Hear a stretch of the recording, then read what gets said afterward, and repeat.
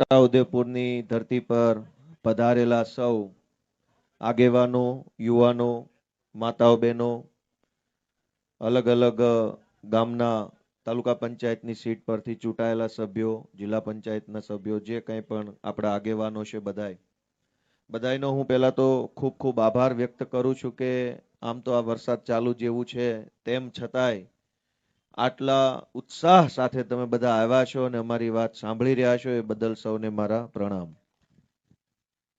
છોટાઉદેપુર જિલ્લામાં અમારા ઝાંસીની રાણી જેવા બેન છે રાધિકાબેન રાઠવા. એ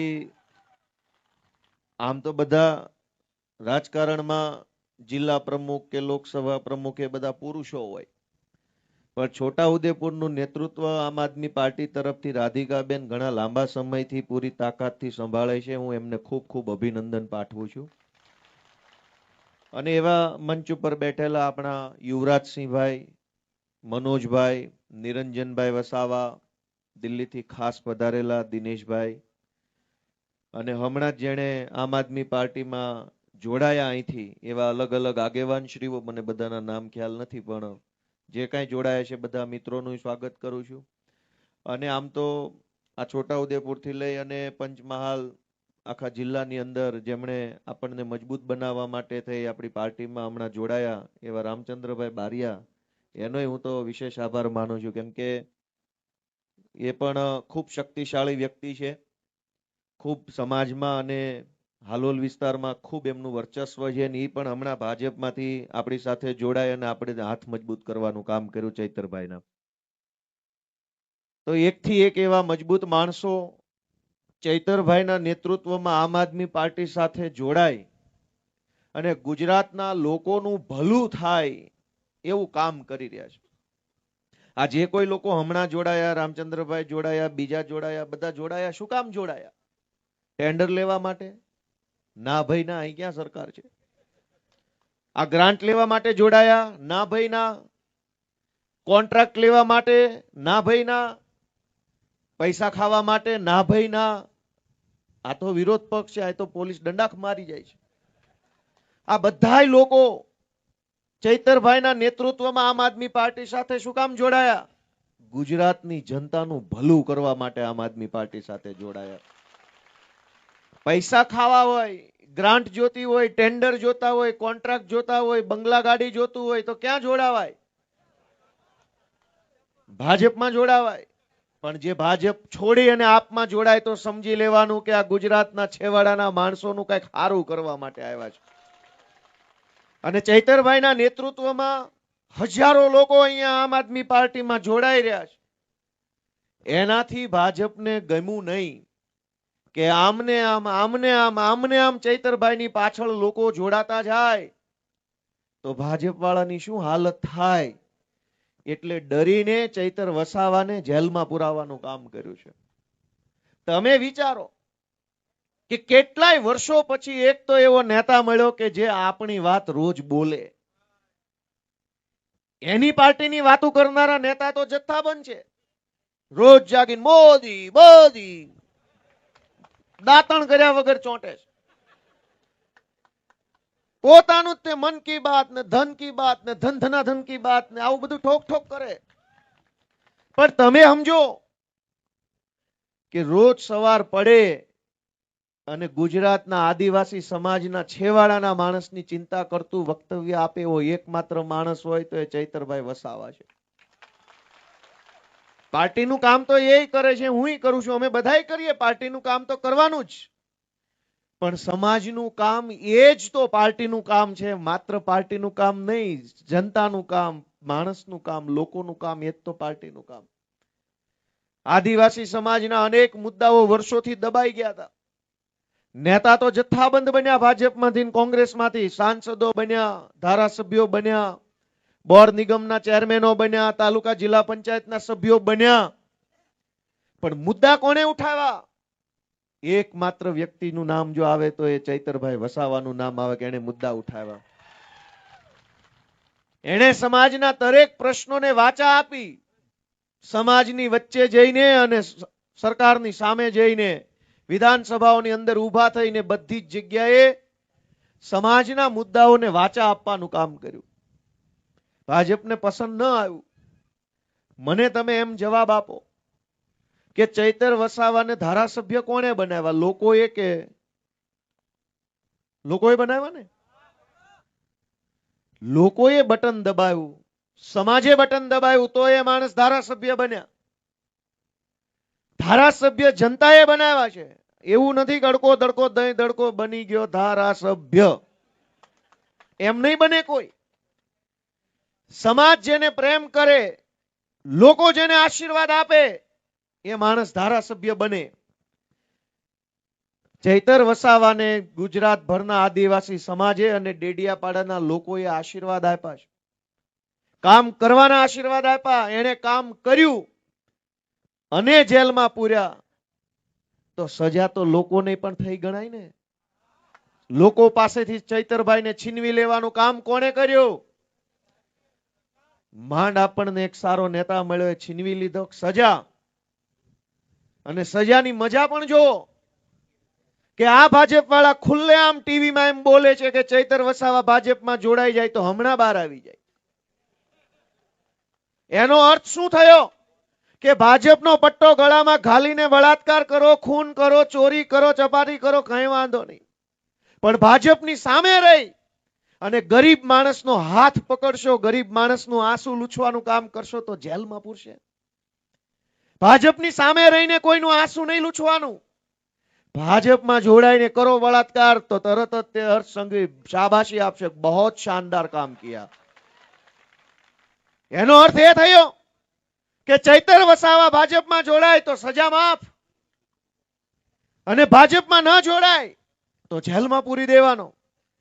મુદ્દો હવે ચૈતર વસાવા નથી, મુદ્દો વ્યવસ્થા આખી કેવી રીતે હાલે છે એનો મુદ્દો હવે તો આવ્યો. ચૈતર વસાવા મુદ્દો નથી. મુદ્દો એમ છે કે ભાજપ ધારે તો જેલમાં, ભાજપ ધારે તો મહેલમાં, ભાજપ ધારે તો સડક ઉપર, ભાજપ ધારે તો આસમાનમાં. એમ નહીં હાલે. જનતા જેને આશીર્વાદ આપે એ જ વિધાનસભામાં, એ જ મહેલમાં બેસશે, જનતા જેને આશીર્વાદ નહીં આપે એ ઘરે બેસશે. એમ વ્યવસ્થા હોવી જોઈએ. ભાજપ વાળા એવું કે છે કે ચૈતરભાઈને અમે સમજાવીએ છીએ, જોડાઈ જાઓ. દોસ્તો, મારું તમને એટલી જ વિનંતી છે કે આ લોકોને અભિમાન શેનું છે? ભાજપના લોકોને અભિમાન શેનું છે? નિરંજનભાઈએ કીધું કિડનેપિંગ થયા અહીંયા તો છોટા ઉદેપુરમાં, પછી રાઇફલો ઉડાડી, હવામાં પેલું બંદૂકો. બિહાર જેવો માહોલ. આપણે બિહાર ન જઈ શક્યા હોય તો આ છોટા ઉદેપુર આવીને ભાજપ વાળાને સરઘસ જો તો ખ્યાલ આવી જાય કે સરસ બિહારમાં આવું જ છે. એવી વાત થઈ. અહંકાર શેનો છે? અભિમાન કેમ છે આટલું બધું? અભિમાન એટલા માટે છે કે આપણામાંથી જ કેટલાક લોકો દર ચૂંટણીમાં વારંવાર ભાજપ ભાજપ ભાજપ બટન દબાવે છે. હવે એને હવા ભરાઈ ગઈ છે કે આ તો આપણા બાપાનું છે. એવી હવા આવી છે એનામાં. અને હવા કાઢવાનું કામ કોણ કરી શકે? જનતા કામ કરી શકે. જનતા જે દિવસે જાગે તો ગમે એની હવા કાઢી નાખે. દિલ્હીમાં જોયું ને, થઈ ગયું ને પંચર. દેશમાં એવું કહેતા હતા ભાજપના માણસો, સાંભળજો ધ્યાનથી, કે આ ભાજપના માણસો દેશમાં એવું કહેતા હતા કે આ તો નરેન્દ્ર મોદીની ભાજપની સરકાર છે, એની સામે ના બોલાય, તમને આમ કરી નાખે, તેમ કરી નાખે. અને દેશભરના જુવાનિયાઓ હામાં હું પડ્યા કે રાતે 12 વાગે આવીને વિડિયા બનાવવા પડ્યા. 12 વાગે તો આખું ગામ હુઈ જાય, જોવા વાળા ન હોય.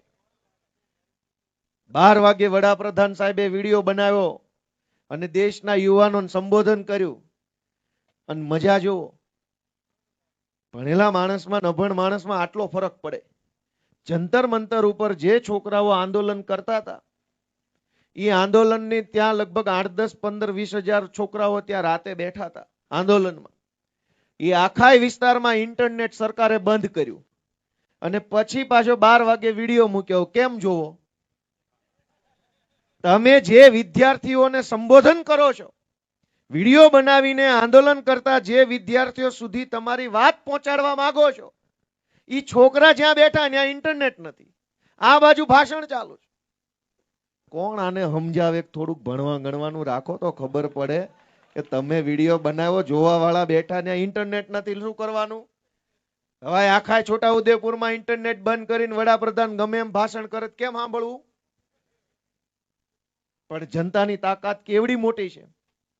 જનતાની તાકાત એવડી મોટી છે કે જે ભાજપ વાળા એમ કહેતા હતા કે અમારી સરકારોમાં રાજીનામા ન હોય, કોઈ દિવસ આ ભાજપ સરકાર છે, અડધી રાતે રાજીનામા આપીને રવાના થઈ ગયા અને કોઈને કહેવાય નથી આવ્યા. તો આખા આંદોલનમાંથી મને એમ લાગે છે કે 3 વસ્તુ શીખવા જેવી છે. આંદોલન તો આપણા દેશમાં થયું, આપણા જ જનતાના મુદ્દા ઉપર થયું, અને પાર્ટીનું નામ કેવું? કોકરોચ જનતા પાર્ટી. હવે તો એવું થઈ ગયું જે મુદ્દો આવે એ મુદ્દો આગળ ને વાહે જનતા પાર્ટી લખીને ચાલુ કરો એટલે ઉપાડી જ લેવાનું. હમણાં ઇથેનોલ જનતા પાર્ટી બની. હવે ઇથેનોલ નો મુદ્દો, ગાડીમાં ઓલું નકલી પેટ્રોલ ગાલે છે, જેમ મોટા રૂપિયા લઈ લઈને ગાડીઓ ખરાબ થઈ ગઈ છે. માંડ માંડ જિંદગીમાં મહેનત કરી, મજૂરી કરી, પરસેવો પાડીને એક બાઇક લઈએ, એમાંય ભાજપ વાળા નકલી પેટ્રોલ ગાલી જાય. હવે શું કરવાનું? એન્જિન ખરાબ થઈ જાય, આવો મેસેજ આવે છે. તો દેશના યુવાનોએ જે આંદોલન કર્યું એમાંથી મને એમ લાગે 3 બાબત આપણને શીખવા મળી. એક, કે ભાઈ ટીવીમાં બેઠેલા પત્રકારો જે છે એને એમ હતું કે અમે બતાવીએ તો જ બધું દેશમાં હાલે, તમારો કુકડો બોલે તો દેશમાં હવાર પડે, નકર ન પડે. ના ભાઈ ના, એવું કાંઈ ન હોય. આ જેના હાથમાં મોબાઈલ છે ને બધા પત્રકાર છે. જેના હાથમાં મોબાઈલ ઈ પત્રકાર, જેના ખિસ્સામાં મોબાઈલ ઈ પત્રકાર, જેને વિડીયો ઉતારતા આવડે ઈ પત્રકાર. અને એવડી મોટી તાકાત, મોબાઈલની તાકાત ખુલીને બહાર આવી. વડાપ્રધાને આમ મોબાઈલ રાખીને રાતે વિડીયો બનાવ્યો. હેલો ફ્રેન્ડ્સ, જાવું તું ને તમારા ટીવીમાં, અન્યા જઈને બોલવું હતું ને, 15 વર્ષથી ઉપાડો લીધો ટીવીમાં આવીને. હિન્દુ, મુસલમાન, ભારત, પાકિસ્તાન, દેશ વિરોધી, ગદ્દાર, રાષ્ટ્રદ્રોહી, deep fake, deep China state, Soros, બહુ ટીવીમાં આવીને ઉપાડો લીધો. રાતે 12 વાગ્યે તમારા ટીવી વાળા કામમાં ન આવ્યા, અમારો મોબાઈલ તમારા કામમાં આવ્યો. વાત સાચી કે ખોટી? ટીવીમાં બેસીને પત્રકારો દેશના યુવાનોને ગાળું દેતા હતા કે આ વિદેશી હાથો બનેલા છે. ક્યાંથી ભાઈ હાથો બન્યા? છોકરા અમારા છે. વિદેશનો હાથો ક્યાંથી? એટલો લાંબો હાથો કોની પાસે છે? છોટા ઉદેપુર થી ગાંધીનગર સુધી લાંબો કરાય એવો હાથો કોઈની પાસે નથી. વિદેશનો હાથો અહીંયા ક્યાંથી આવ્યો? આપણા દેશના છોકરાઓને ગાળું દેવામાં ટીવીએ ક્યાંય બાકી ન રાખ્યું. એમ કીધું કે આને વિદેશથી પૈસા આવે છે, ચાઇનાથી પૈસા આવે છે, આ લોકો હાથો બન્યા છે, દેશના ભાગલા પાડવા આવ્યા છે. ચૈતર વસાવા વિશે પણ એવું કે જ્યારે એને ભિલિસ્તાનની વાત કરી તો કે આ દેશના ભાગલા પાડવા માંગે છે. હવે કોઈ કાતર છે? કાતરથી કાપી નાખશું. કેવી વાત કરવાની આપણા દેશના યુવાનો વિશે?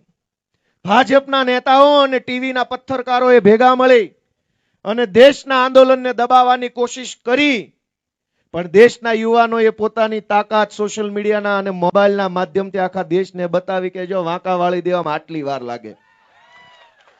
એટલે પહેલો મુદ્દો કે જો તમે ચૈતર વસાવાને સમર્થન કરતા હોવ, આદિવાસી સમાજનું તમે કંઈક સારું કરવા ઈચ્છતા હોવ, ગુજરાતભરની અંદર પીડાયેલા, દબાયેલા, કચડાયેલા લોકો માટે કંઈક સારું થાય એવી જો તમારી ભાવના હોય તો મોબાઈલને ખિસ્સામાં નહીં, 24 કલાક હાથમાં જ રાખવાનો. આવી જાજે ઝપટમાં, જે હોય હાથમાં જ રાખવાનો. જ્યાં ખોટું થાય, જ્યાં અન્યાય થાય, જ્યાં અત્યાચાર થાય, જ્યાં ભ્રષ્ટાચાર થાય, બનાવો વિડીયો મૂકો સોશિયલ મીડિયામાં. જો હારા હારા વાંકા ન વળી જાય તો કેજો દોસ્તો. મોબાઈલને ખિસ્સામાં રાખવાનું. હવે એ મોબાઈલ નવા જમાનાની તલવાર છે. જૂના જમાનામાં તલવારથી યુદ્ધ થતું. આ છેલ્લે જોઈ લીધું મોબાઈલની રીલુથી થઈ જાય છે. જે કામ કરાવવું હોય તો તલવાર, ટેન્ક, તોપ, ગોળા કોઈની જરૂર નથી. એક વિડીયો બનાવો અને દુનિયા હલવલાઈ નાખો એવી તાકાત તમારા હાથમાં આપેલી ટેકનોલોજી. બીજો મુદ્દો કે આ ભાજપ વાળા એમ કહેતા હતા કે કોઈને આંદોલન નહીં કરવા દઈએ, પોલીસ આવશે, માર મારશે, જેલમાં પૂરશે. નવી પેઢીના શક્તિશાળી જુવાનિયાઓએ કીધું કાંઈ વાંધો નહીં, કેટલા મારશો, આવી જાઓ.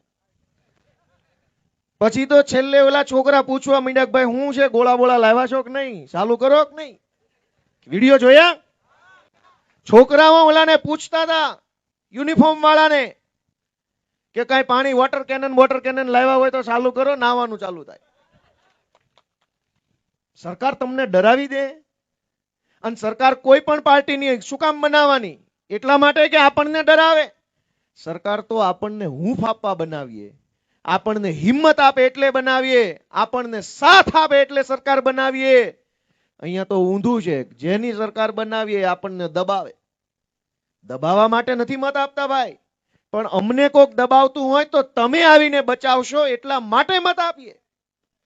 ચૈતર વસાવાને મત શું કામ આપીએ? કે કોઈ ભાજપ વાળો દબાવતો હોય તો ચૈતરભાઈ અથવા એની ટીમ આવીને અમને સપોર્ટ આપશે એટલા માટે મત આપીએ.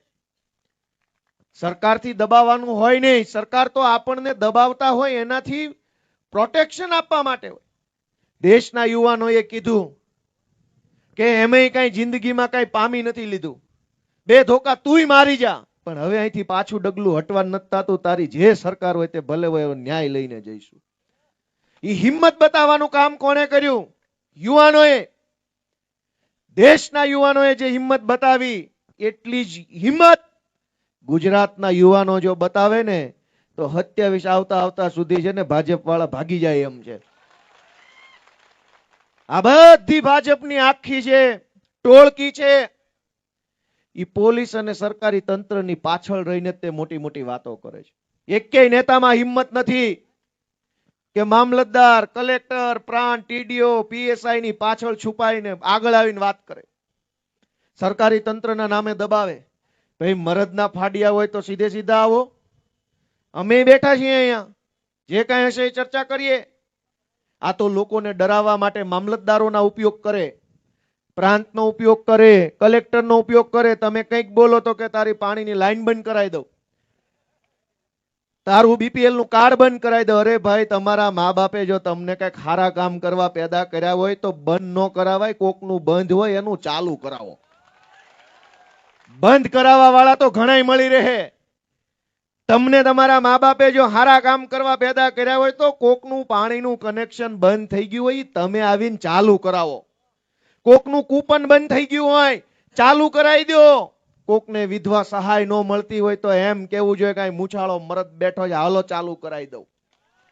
એના બદલે ભાજપની ટોળકી 12 માસ જનતાને દબાવે.